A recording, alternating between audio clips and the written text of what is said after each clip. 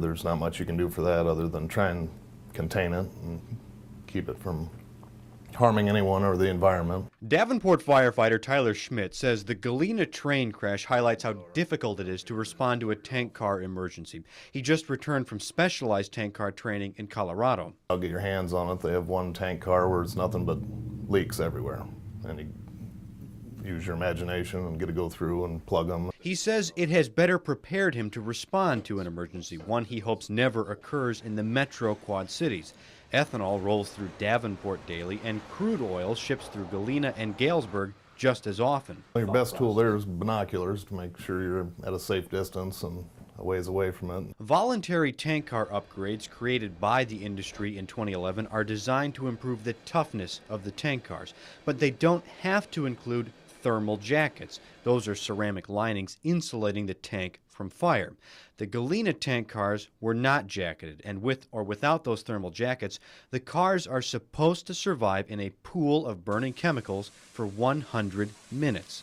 The fire rating gives firefighters time to figure out how to attack a fire or a spill when they arrive.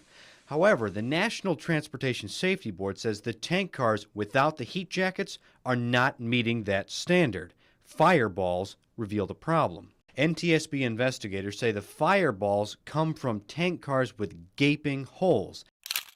The tanks bulged, thinned, and catastrophically failed as the oil temperature and pressure spiked shortly after being surrounded by flames. New rules from the Department of Transportation require thermal protection. Cars carrying oil, ethanol, and other flammable liquids will need to be upgraded or newly manufactured. But the rules include a 10-year phase-out, mirroring Canadian regulations. NTSB says a 10-year phase-out will potentially lead to more accidents like this.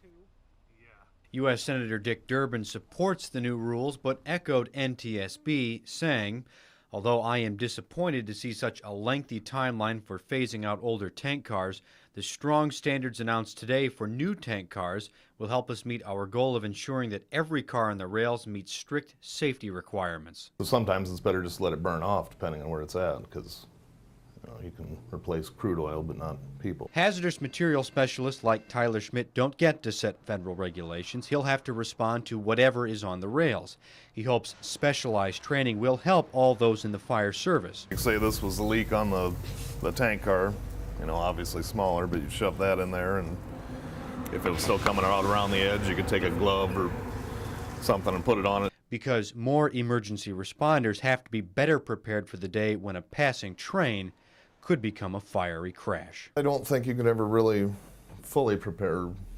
You hope something like that never happens, but yeah, I definitely feel more confident now.